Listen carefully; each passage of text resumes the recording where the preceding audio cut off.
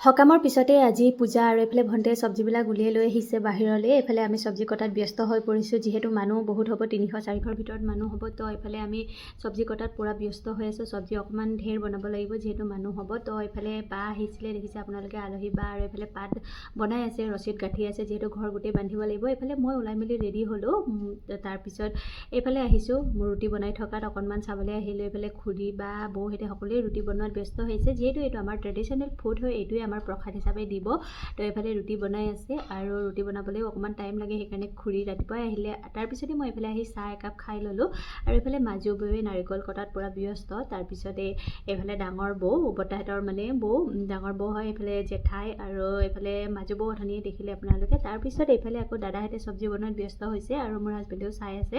এইফালে ভণ্টিহঁতে আলু কাটি আছে, আপোনালোকে দেখিছে। তো এইফালে দাদাই ধুনীয়াকৈ চব্জি বনাইছে, বহুত টেষ্টি হৈছিলে খাবলৈ।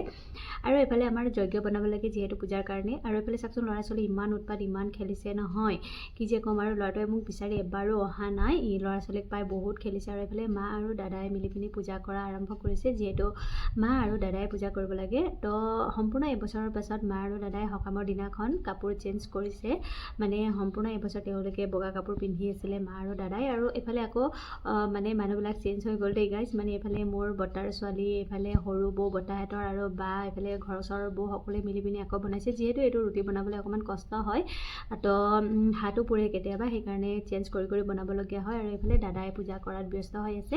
দাদাই পূজা কৰাৰ পিছতে আমাৰ কিছুমান পূজা কৰিবলগীয়া থাকে। এইফালে দেখিছে যজ্ঞত কি কি দিছে, আৰু ল'ৰা আৰু বাৰ ছোৱালীজনী দেখিছেনে, সিহঁতিও পূজা কৰিছে। ল'ৰাটোৰ ভক্তি দেখিলে ভাল লাগে, সি পূজা পাতি কৰিবলৈ হ'লে বহুত আগ্ৰহ দেখায়, সেইকাৰণে ভাল পাওঁ। তো এইফালে আমাৰ আৰতি সময় হৈ গ'ল, আৰু আমি আৰতি কৰাত ব্যস্ত হৈ পৰিলোঁ।